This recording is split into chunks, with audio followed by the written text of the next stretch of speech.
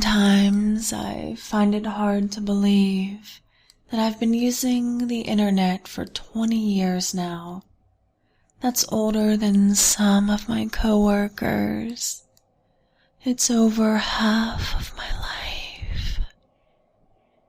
And still, the internet feels like the new thing. I take it for granted like we all do. But at least I remember what it was like when it wasn't there. When you had to leaf through an encyclopedia set to find an answer. When you can only find pictures in magazines. Or later when songs took 30 minutes to download. And full-length movies were almost impossible to find. First, getting online was super exciting. I mean, the first time I did it without supervision. Because I knew I had anything at my fingertips. I could type it into good old Lycos and there it would be. I was so interested in the paranormal. I built a Fortune City's homepage and linked it to the dark net web ring, where all the best dark websites and homepages came together. Pages on spell books, goth babes, the occult, dark art, and a gross out page or two.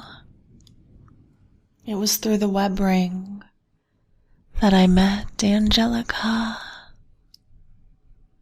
Angelica hosted a Wiccan GeoCities, or tripod homepage that I found particularly alluring. No, wait, it was Angel Fire. She just made the best of some cool animated GIFs, midis and frames, amazing stuff at the time. Just like her, the page was creative and attractive, but also simple. The reason I bring her up is she just contacted me a few weeks ago by email asking, "What's been happening?" A catch-up question, and this is pure Angelica. She signed the email with her ICQ contact number. I enjoyed the quaint touch. It'd be like someone in the 90s sending a letter with a wax seal, right? I replied back with a summary of how my life had gone over the past 18 years or so since I'd last communicated with her. 18 years. Makes you think.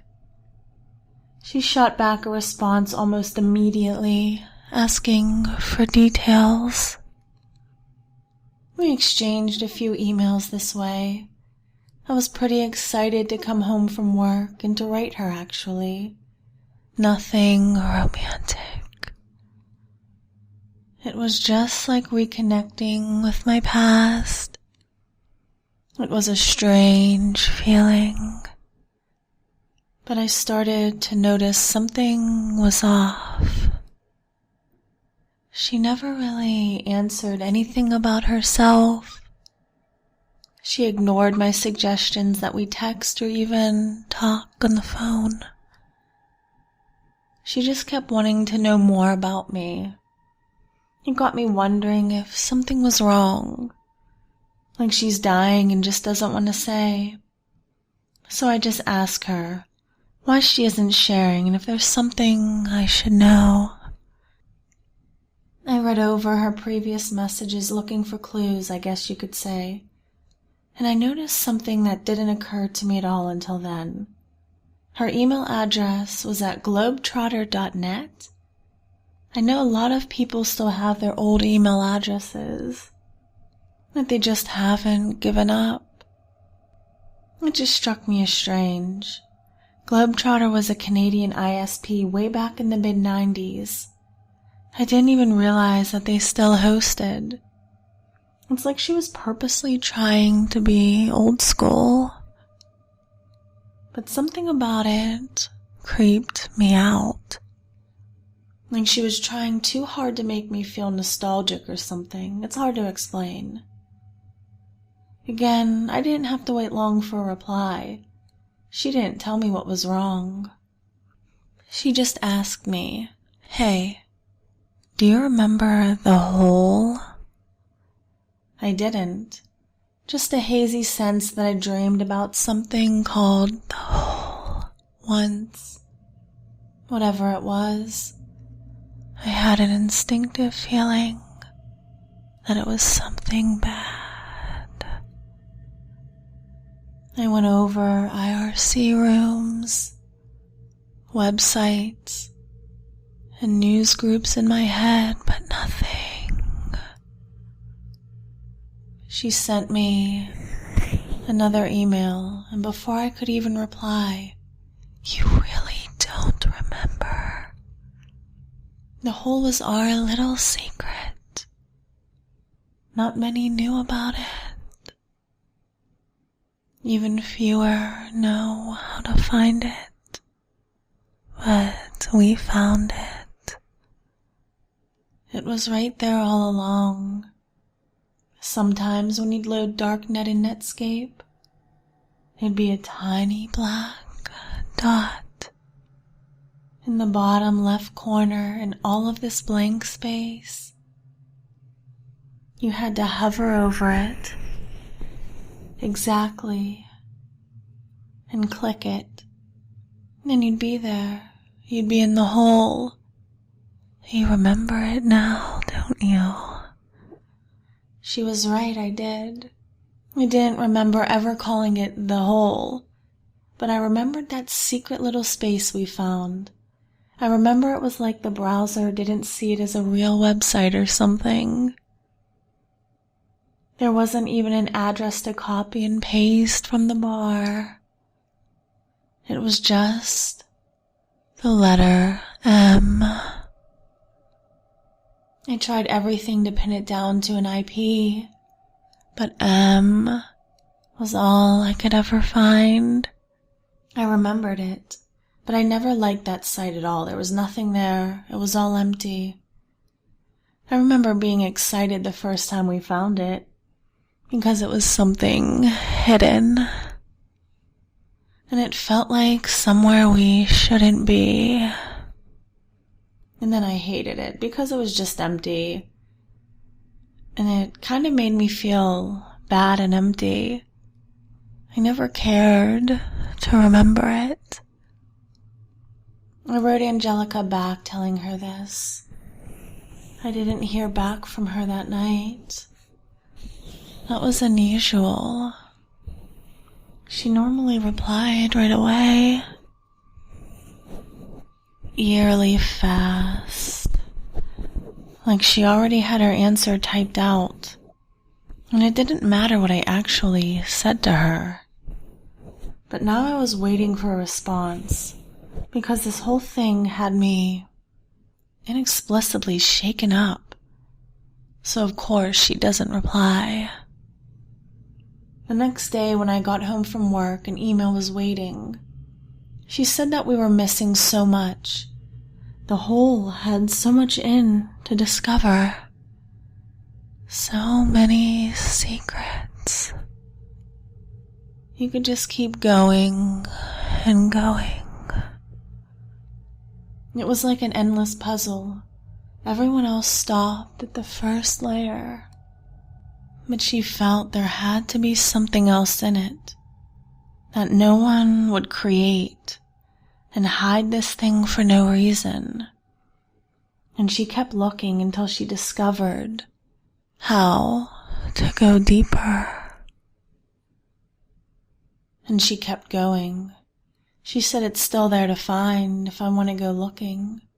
The web ring is gone. Netscape is gone. But the hole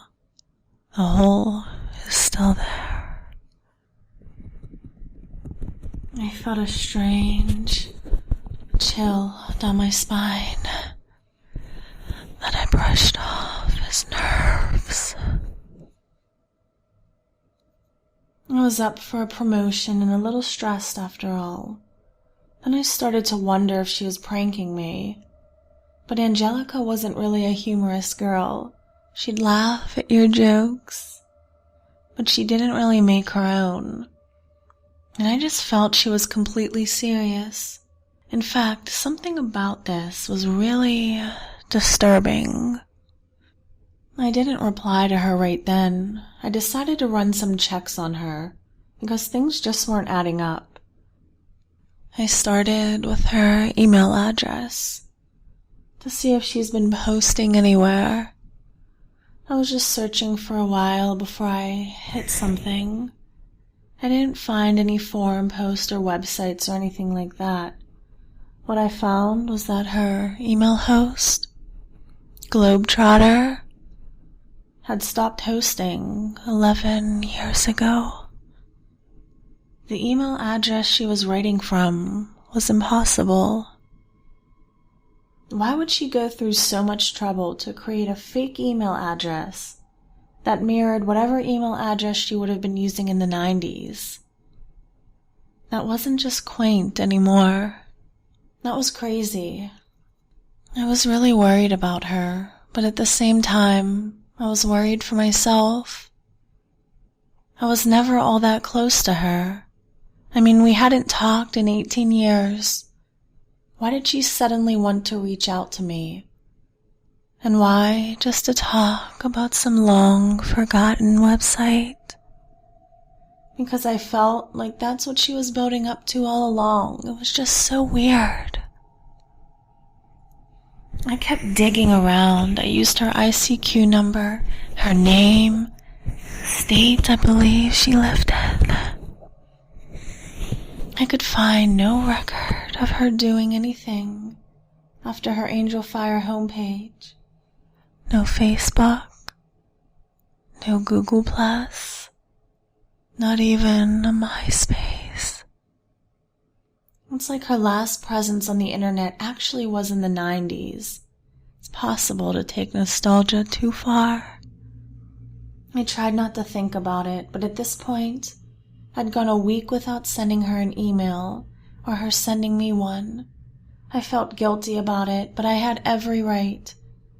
I was losing sleep over this. I just knew I'd regret it if I sent her another email. And it seemed like she took the hint at first. But a new email came in, telling me how she thought she was coming to the center of the whole. But you could spend your whole life in here. I remember those words exactly, because they unsettled me. A week after that, I got a different kind of email.